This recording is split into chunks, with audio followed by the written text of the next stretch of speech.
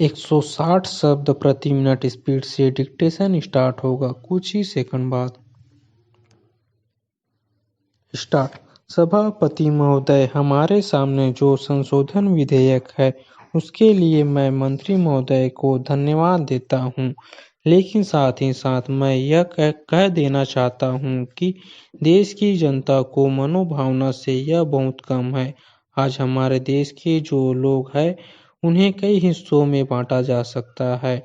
जो लोग वकालत करते हैं उनकी दूसरी राय हो सकती है।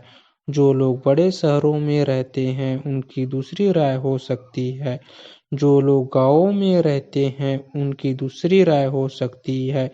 और जो बड़ी-बड़ी कोठियों में रहते हैं उनकी दूसरी राय हो सकती है। आखिर कौन लोग हैं जो इस तरह का सौदा करते हैं और वैसेली चीज़ों को मिलाकर खाने वाले पदार्थों का वसीला बना देते हैं। इस तरह वे इंसान के जीवन को मौत के किनारे ला देते हैं। आप विश्वास रखिए कि ऐसा करने वाला आदमी किसी गाँव का नहीं हो सकता है, अनपढ़ नहीं होगा, बल्कि बहुत पढ़ा लिखा होगा। वह बड़े शहर का रहने वाला होगा और चलता पुर्जा होगा, कोठियों में रहने वाला होगा। गरीब आदमी नहीं हो सकता है। हमारे देश में थोड़े से लोग हैं जो मिलावट का काम करते हैं। खाने की चीज़ों में या दूसरी चीज़ों में मिलावट करके वे रात भर में लखपति होने की, एक हफ्ता के भीतर अमीर बन जाने की कोशिश करते हैं।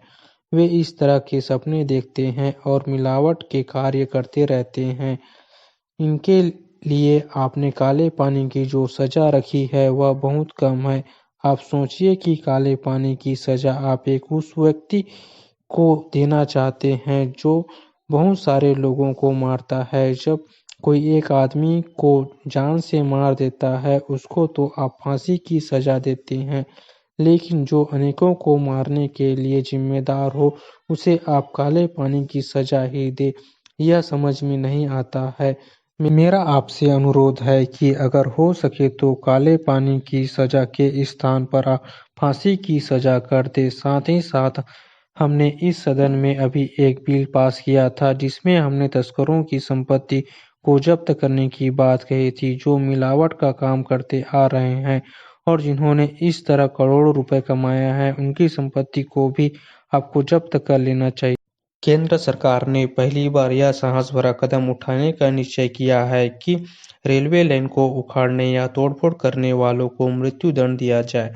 दुनिया के सभी देशों में राष्ट्रद्रोहियों को, चाहे वे जासूस हो या तोड़फोड़ करने वाले, इस तरह के कठोर दंड दिए जाने की व्यवस्था है। सरकार ने इस आशा से कि लोगों में सार्वजनिक संपत्ति की रक्षा करने की भावना जाएगी, इस तरह की कानूनी व्यवस्था से बचने की कोशिश की।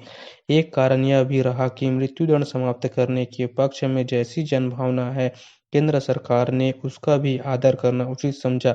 यही वजह थी कि 7 साल पूर्व जब भारतीय रेलवे कानून में संशोधित किया गया तब 3 से 7 साल तक की कठोर कैद की ही व्यवस्था की गई, लेकिन इतने दिन तक संशोधन कानून पर अमल करने के बाद सरकार को बाध्य होना पड़ा कि वह तोड़फोड़ करने पर उतारू तत्वों के खिलाफ कठोर कार्रवाई करे।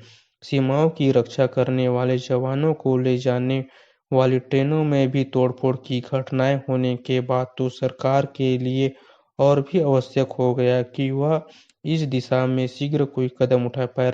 रेल दुर्घटनाओं के संबंध में समिति ने जो रिपोर्ट दी, यह आवश्यक है कि सरकार उसकी बातों को सामने रखे। रिपोर्ट में कहा गया है कि पुलिस और स्वराष्ट्र मंत्रालय रेलवे दुर्घटनाओं को रोकने के लिए अपना दायित्व निभाने से कतराते हैं। रेलवे जांच के बाद जिन दुर्घटनाओं के लिए तोड़फोड़ करने वालों को जिम्मेदार ठहराया जाता है, पुलिस अपनी असहमति प्रकट करती है और जहां यह मानती है कि दुर्घटना तोड़फोड़ के कारण हुई, वहां ऐसे लोगों को गिरफ्तार करने में ढिलाई बरतती है।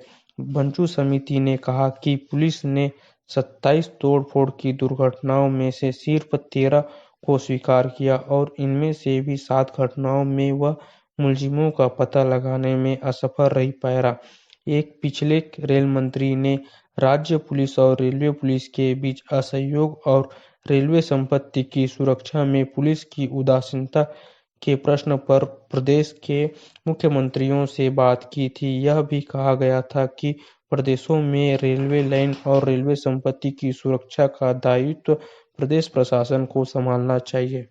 डेली इसी तरह के न्यू डिक्टेशन पाने के लिए इस चैनल को लाइक, शेयर एंड सब्सक्राइब करना ना भूलें। Thanks for watching.